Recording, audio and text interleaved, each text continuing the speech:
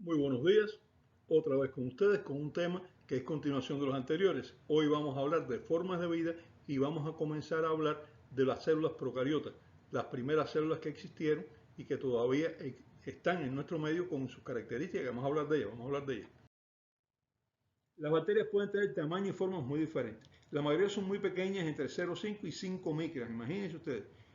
Es decir, si alineamos una bacteria tras otra, tras otra, tras otra, en un milímetro pueden colocarse entre 2000 de las más pequeñas y 200 de las más grandes. En un milímetro, pero sorpréndanse, y pues me sorprendí, hace aproximadamente 10 años, viviendo en los manglares del archipiélago de Guadalupe, en las Antillas Menores, ahí al lado de nosotros, en las Antillas Menores, se encontró una bacteria, la Tío Margarita magnífica, que mide ¿cuánto?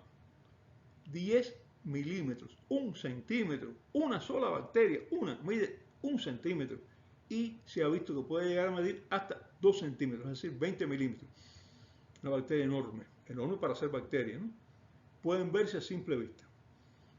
Por otro lado, hay bacterias muy pequeñitas que apenas miden 0,3 micras. Tan es así que se confundieron durante mucho tiempo con virus grandes, porque es el mismo tamaño que tienen los virus más grandes. Y se pensaba que eran virus grandes, después se vio que no, que las características de ellas no son de virus, son de bacterias. Estas, como dato curioso también, son parásitos intracelulares obligados, o sea, tienen que vivir dentro de las células y esa fue una de las razones que la confundieron con los virus, pero son diferentes, son bacterias, no son virus. Las bacterias tienen la propiedad también de adherirse, es decir, pegarse, unirse a superficie, formar capas con varios tipos diferentes de bacterias asociadas entre ellas, y estas capas bacterianas en los dientes es lo que se conoce como sarro, ¿no? Son capas bacterianas. Y estas capas bacterianas aparecen también en otros lugares, por ejemplo en el suelo, en superficie de plantas. Es una forma frecuente de que aparezcan y son difíciles de erradicar. Cuando estas capas se adhieren a implantes médicos, implantes valvulares cardíacos, implantes valvulares vasculares, otros implantes, causan infecciones crónicas que constituyen un problema grave por la infección esta que está causando una serie de complicaciones y realmente son difíciles de erradicar. En algunas condiciones, un tipo de bacterias llamadas mixobacterias pueden asociarse y distribuirse funciones como si fuera un organismo pluricelular. Ellas se reúnen y dicen tú vas a hacer esto, tú vas a hacer lo otro, y entonces se distribuyen las funciones y forman un complejo, pero no es un organismo pluricelular, son células unidas que pueden disociarse y cada una de ellas recupera su función de nuevo. Pero estas bacterias que se asocian serán los precursores de los seres pluricelulares. ¿Quién sabe? ¿Cómo están formadas las bacterias? La estructura de las bacterias es muy parecida a las primeras células. Ya se han desarrollado, han evolucionado y por tanto presentan algunas estructuras externas que les sirven para desplazarse, flagelo, fimbria, y presentan también una mayor complejidad en sus envolturas externas y en su organización interior. Son los seres vivos más primitivos conocidos. Su estructura parece ser muy simple, no es tanto. Vamos a comenzar recordando que son procariotas. Como tal, se caracterizan por tener una membrana que separa el interior de la célula del ambiente en que habitan, pero no tienen ninguna otra membrana. Es una característica de procariotas. Tienen una sola membrana que la separa del medio externo. El genoma, es decir, donde está la información genética, está constituido por ácido desoxirribonucleico, ADN. Pero este ADN es una cadena circular, se cierra así, no tiene principio ni fin, es un círculo. Esto tiene consecuencias que no vamos a hablar de ellas ahora. Tiene en su interior ribosomas. Ya hablamos del ácido ribonucleico ribosomal que se forma ahí, pero estos ribosomas son diferentes a los de las células eucariotas. Y también tiene los ARN ya descritos, mensajeros y de transporte, transferencia. Algunas bacterias tienen vesículas para almacenar gases y les permite flotar en el agua, otras tienen pequeños órganos muy primitivos y algunas de ellas, o la mayoría de ellas, tienen una serie de proteínas dentro de las células que sirven de esqueleto celular y es muy útil en caso de que la célula se vaya a dividir y a reproducirse. La membrana interna es muy parecida a la de eucariotas, está formada por fosfolípidos dispuestos en dos capas como la de las eucariotas, ya hablaremos de las eucariotas, pero no tiene prácticamente esteroles, que es un componente muy importante de las membranas de las eucariotas. Ellas tienen otras grasas que no tienen las eucariotas, pero no tienen esteroles. ¿Por qué insisto en esto? Porque ya hablaremos que es una cosa importante también. Y los esteroles están, por ejemplo, en hongos, pero bueno, ya hablaremos de eso. Además, la membrana tiene proteínas que participan activamente en diferentes procesos, como todas las membranas celulares. Participa en la formación de ATP, o sea, el ATP, la adenosina trifosfato, en la célula procariota, en las bacterias, se produce en la membrana y esto lo comparten con las mitocondrias. Otra razón para pensar que las mitocondrias son también bacterias.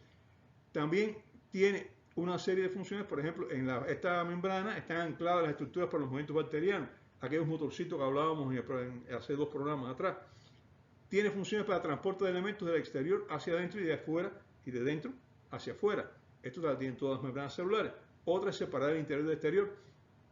Permite la ósmosis, es decir, el paso de agua desde sitios de menor concentración de solutos hacia el sitio de mayor concentración. Eso es lo que se llama ósmosis. Pero protege la composición interna de las células por diferentes mecanismos protectores que incluyen el sacar agua, el sacar algunos solutos, etc. Por fuera de la membrana citoplasmática, las bacterias tienen una pared celular. Esta pared celular las protege y les da forma. Si usted quita esta pared celular, se ha demostrado que todas tienden a tener una forma redonda. Cuando tienen esa pared celular, pues tienden a mantener una forma que es la forma propia de esa bacteria. Esta pared exterior está compuesta por una sustancia llamada péptidoglucano. Sustancia muy importante. ¿Por qué? Porque muchos antibióticos, entre la penicilina, cefalosporina, etc., atacan esta membrana.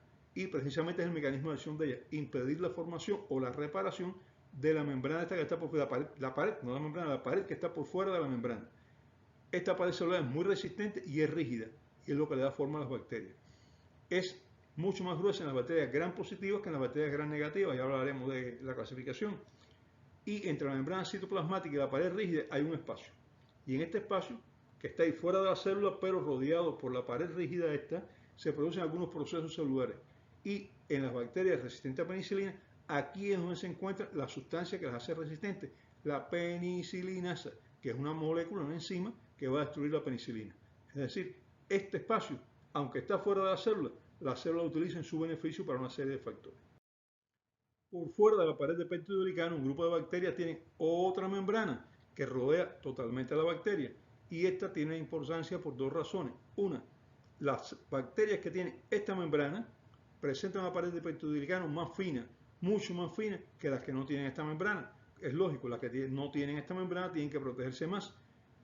Pero las que tienen esta membrana son más resistentes a algunos antibióticos. ¿Por qué? Porque el antibiótico no puede penetrar hasta el peptidoglicano, aquellos que actúan sobre el peptidoglicano con tanta facilidad. La otra importancia es que las que tienen esta membrana externa se tiñen de rojo con la tinción de Gram. Son las llamadas bacterias Gram negativas. Y las que carecen de esta membrana se tiñen de azul. Son las llamadas Gram positivas. La coloración de Gram es muy importante para clasificar las bacterias. Esta membrana es parecida en su composición a la membrana interna que sirve de protección para las células Gram negativas. En la superficie presentan estructuras externas que les sirven para desplazarse, flagelos y fimbrias, y para otras funciones de las que pasamos a hablar. Los flagelos son filamentos largos que aparecen principalmente en bacilos. Pueden estar, ya veremos que es un bacilo, no se desespere. Pueden estar en un extremo o distribuidos en toda la superficie. Su función es de movimiento, de mover la bacteria. Son proteínas. Y su importancia es que se producen anticuerpos contra ellos y existen pruebas de laboratorio para diagnosticar e identificar las bacterias flagelares. Un ejemplo es el llamado test de Vidal para la fiebre tifoidea, que estoy seguro que muchos de ustedes lo conocen, han oído hablar de él. Y este test de Vidal estudia 3 antígenos. Uno de ellos es el antígeno H, que es el antígeno flagelar. ¿Por qué? Porque en alemán H es como se inicia, o sea, flagelo se inicia con la letra H y Vidal era alemán. Las fimbrias, también llamadas pili, son también estructuras que se encuentran por fuera y que tienen una serie de funciones. Son como unos pelitos que salen por todas las partes de la bacteria o por una parte de la bacteria, depende del tipo de bacteria. En latín se llama pelo. Los científicos le llaman pili, que es el pelo en latín. Son más cortas que las fimbrias y entre ellas se encuentran algunas que son más largas y se llaman pelos sexuales porque facilitan el contacto entre 2 bacterias para intercambiar material genético. Un momento. ¿Las bacterias tienen sexo? No. Las bacterias no tienen sexo. Las bacterias son asexuadas. ¿Pero qué hacen?